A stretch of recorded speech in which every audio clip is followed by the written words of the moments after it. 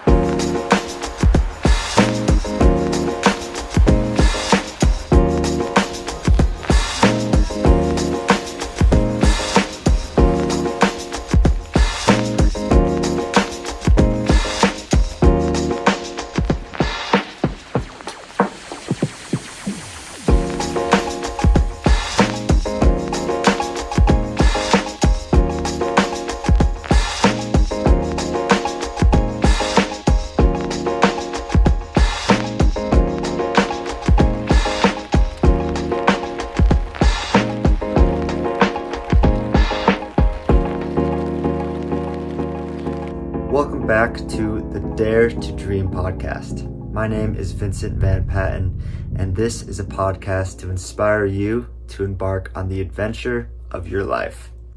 Today is a solo episode, and I'm going to be talking about some things that I'm feeling regarding spring in Japan, which means the cherry blossoms are beginning to flower.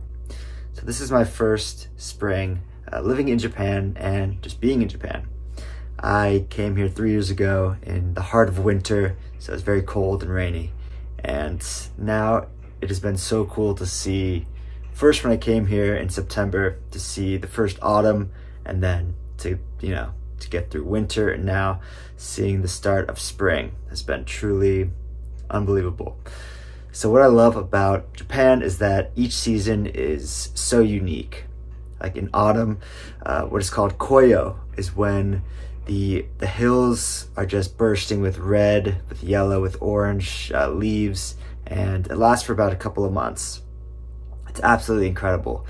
And the spring is kind of known for, it's more delicate, and it's known for its cherry blossoms, which is known as Sakura. And the cherry blossoms, unlike koyo, unlike the autumn, only last for about a week or two when they're fully bloomed. And so the anticipation kind of builds, and they should be blooming fully in about a week or so, but they've already started to bloom a little bit here and there. And the anticipation builds, and then they bloom, and they cast the whole Japanese landscape in this incredible light pink complexion, and then they fall and they blow away. And the way that they fall, the way that they land, and the way that they continue flowing forward through their lifespan is an integral part of their mystique. And it represents the cycle of birth and death in our own lives. The meaning derived from this ephemeral nature of the Sakura runs deep in Japanese history and myth. Like the old samurai in the feudal era of Japan, they lived by the warrior code Bushido, and their lives were all about honor, but they were cut short much of the time.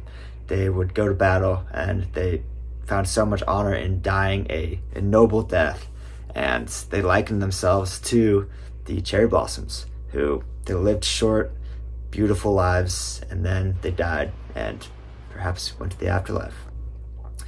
So in Osaka, cherry blossoms have begun blooming here and there, and it's pretty cool. I think that just this time of just seeing them start to bloom is beautiful in itself. Like the sakura trees are all over Osaka and Kyoto and all over Japan, and just here and there they're starting to bloom. They might be hanging over a wall in my neighborhood that I pass, and you just see them, the little bulb or flower just start to open up, and it is truly beautiful. And there's different hues. There's kind of known for the light pink hue, but there's the darker pinks, there's some that are white, and it is incredible. So they're starting to open up also in like my local park, Tennoji, in southern Osaka. They are kind of known and famous to bloom along rivers, like in Kyoto, along the main river is absolutely incredible. And to see this firsthand, to be here living it, not just for a week, but to see the transition from winter to spring has been just incredible. So obviously the cherry blossoms, they are famous around the world, and seeing them bloom in their, the famous 1 week of just when the entire landscape is just pink is one of the most incredible occurrences in the world. But after being here for 7 months and just talking to people, first I remember I used to always ask when it was fall, ask students and just what they love most about the koya, the autumn leaves, and what they love most about the Japanese seasons. And they would just tell me, what were the best places to see the autumn leaves, the foliage, and just different hikes and everything. And I'm kind of asking, the same sorts of things now. And what is the best, secret places to see the cherry blossoms? What is their favorite places? And what it means to them. And an interesting experience that I had was last week. It was a really rainy day, and now that we're on the cusp of spring, it's becoming warmer, and I'm getting that feeling like when I just came to Japan of just the rainy days that feel like tropical in a way. Just warm weather. The air feels very full of moisture, just that tropical air. And it was one of those rainy days, that gave way into the afternoon. And I had a private lesson with Tsuyoshi, my man Tsuyoshi, and middle-aged Japanese man. I'd never met him before, but we talked about, the lesson was on senses and memories. And I told him all about some of my favorite memories, which have to do with my grandparents' house. And this came about because like the day before that, I was biking home. It was the warmest day in months, and I got home, and there's one of my neighbors is this older Japanese gentleman, and he's always wearing a mask, but he's always outside every time I see him. Not in his house, so he's outside when I see him, and he's usually gardening. And saw him in the morning, so I gave a "Ohayo gozaimasu," good morning, how are you? And I can't see his face fully, but I could see his eyes kind of smiling, over his mask, and got his gray eyebrows, and he gives a deep "Ohayo gozaimasu" back to me. He waves. Can't say too much beyond that at this point, but it's very cordial. It's a very nice guy. And as I'm kind of rushing, going about my day, coming back from the gym, I do some stuff before I go to work as a teacher, and about to go inside, and I just catch a whiff of wet pavement. And wet pavement is one of those smells that will always remind me of many different things, but just one of the smells that will carry me through life. It reminds me of traveling with my dad and being in Dublin, Ireland, and just kind of trucking it through a rainy night, and just the feeling of a city that's just kind of drenched in rain, and that smell of wet pavement. I think it was my dad too who told me that he loved that smell first. So that's when I think that memory in itself kind of made me appreciate it more, because wet pavement always is, it's a very lively smell. It's like a city, and sometimes it's the summer, and just the feeling of the sun just kind of drying like a hose water on the pavement. Or what it reminds me of specifically is being a kid and being on the edge of my grandparents' pool and just basking in the Los Angeles heat, the valley heat, and just lying there, and my face pressed against the concrete, and just that smell of summer, of the pool water, of the pavement drying. And another very vivid memory is of pulling up to my grandparents' house, and there's different rose bushes just in front of the house, and you step out of the car into the valley heat, and just the kind of dry heat would mix with the smell of the roses, and that's just a very vivid memory to me. And these kind of blend into one, because my grandparents' backyard was it still is, my grandmother's now, it's really the home base of the Van Patten clan. Like, that has been, where we've gone to play tennis and where people congregate for decades before I was born and still do to this day. And it's always been a place just of joy, of people coming together, of, beautiful flowers. I have vivid memories of the cheerful gardener, always just very happy and watering the plants, and people, the sound of the tennis balls, and just laughter and good times. Since I was a kid, since I was growing up throughout my life, and I would go to my grandparents' house. And even now, that feeling is still with me. So, I was moving quickly through life, coming home last week, and I got that smell. And just in a second, all these nostalgic moments just kind of flowed through me.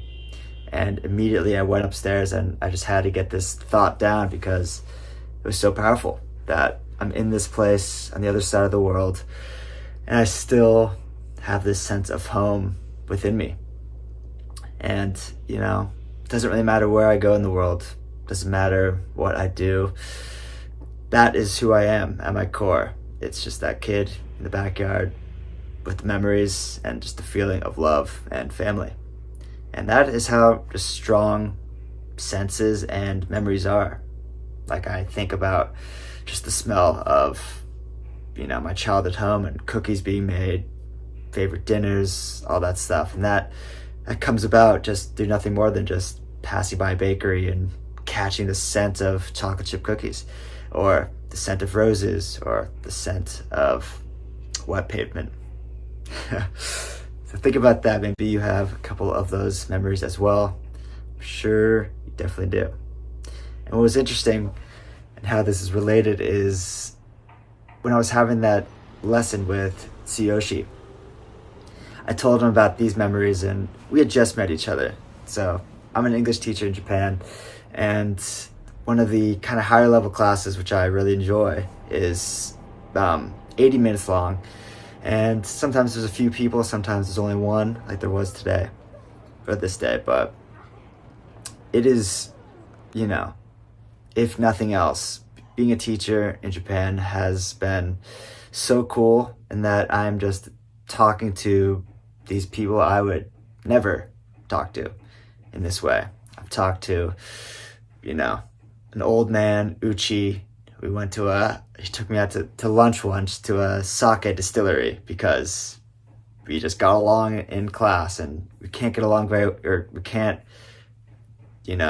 converse too well, but we just talked about Japanese history, what brings me to Japan, and I could learn a little bit more about these people in these pockets of this country that I decided to move to. And I did not ever imagine this, being my reality. But in this 80 minutes with Tsuyoshi, I feel like I got to know this man. I'm standing there with my dad's old Hugo Boss blazer with the brown elbow pads and slacks, and just sometimes I feel like I don't know what I'm doing up there. But sometimes, most of the time I'd say, I let go of just having to be perfect or having to even feel like I know what I'm doing, and I just enjoy the experience, because I think that's what these students want too. It doesn't really matter that I'm half their age, that I'm the same age, that I'm older than them. They just want to talk to an English speaker about perhaps something that they, part of the world and a life that they don't know about. But like, through this lesson, you realize that we are really more alike than we could possibly understand, because I'm telling him about these memories about being at my grandparents' house and smelling the roses and the wet pavement, and how that was evoked when I got home, and seeing my neighbor, he was hosing the plants, and he told me, Tsuyoshi, how he has a memory of a cherry blossom tree that his parents had when he was a child. Small tree, it wasn't big, but seeing the cherry blossoms blooming now reminds him of being a kid. And to me, I have to believe that we are still those kids. I'm up there with my suit and everything. He's wearing a formal blue suit, graying hair, very kind man. And, he's extremely busy. He told me he couldn't even have lunch today because he was so busy. And now he's coming at 8 o'clock at night to take an English lesson and telling me about how he's moving to America and his family has to stay here. And these are things that I can't really fathom. And learning about this is the second person who I've talked to who's actually moving to America for work, and they have to leave their family. And it is sad, but it's also just this fascinating and beautiful aspect of life that, I don't know, learning how to deal with that and make different decisions and figure out what is really important in life. Because obviously for me, how could you leave your family? That sounds devastating. And I think, the daughter's gonna study abroad somewhere, and the wife will hopefully come in a year or so, but obviously I'm not in the position. And when you actually are faced with that decision, I imagine nothing could be more difficult. But when I learned about him, we talked about our childhood experiences, and I just saw the child in him. I saw the kid that I am, as I was talking about my memories, I saw that same child in him. And it might seem like we're from different cultures, and we don't, we just live different lives. We're on different sides of the world, but underneath all that exterior is really just a human being. And we all grow up. We all have to make the same types of decisions about life, and love, and what to do, and all that stuff. But I think one of the coolest things, and something that I will always cherish about being a teacher here and moving here, is these sorts of connections. Seeing people as just human beings. Doesn't matter the age, gender, anything. It's incredible. So, we spent 80 minutes talking about just our memories. And what I found really cool when he told me about the cherry blossom as a child, and how this time reminds him of being a kid and seeing that cherry blossom tree that his parents had, is that the things we encounter in life, what we think of as reality, as kind of one-dimensional, these things aren't just what we see on the surface. My neighbor watering the plants isn't just the man holding a hose watering down the few green plants in front of my house. It is, a world of emotion and feeling and thought and a history of my own history. All that's kind of come together and can be evoked in something as simple as the smell of the pavement, seeing a rose bloom, seeing cherry blossoms starting to bud.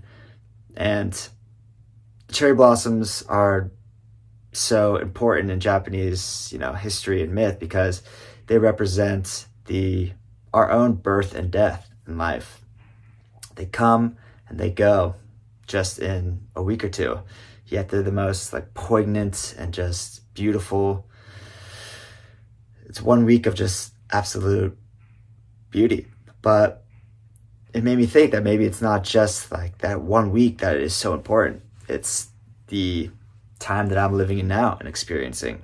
It's the lead up to it, and the thoughts that come about when you see a cherry blossom start to bloom. It's the thoughts about life and death when you see them falling away. It's all of that. And it is just a reminder to appreciate the fleeting nature of life, to appreciate where we are now, even though times may be difficult and or they may be great. And when they are great, sometimes we lose that ability to appreciate it because we're caught in things are good, I don't have to worry, and when we are going through difficult times, that makes us look for what is good and what we can appreciate.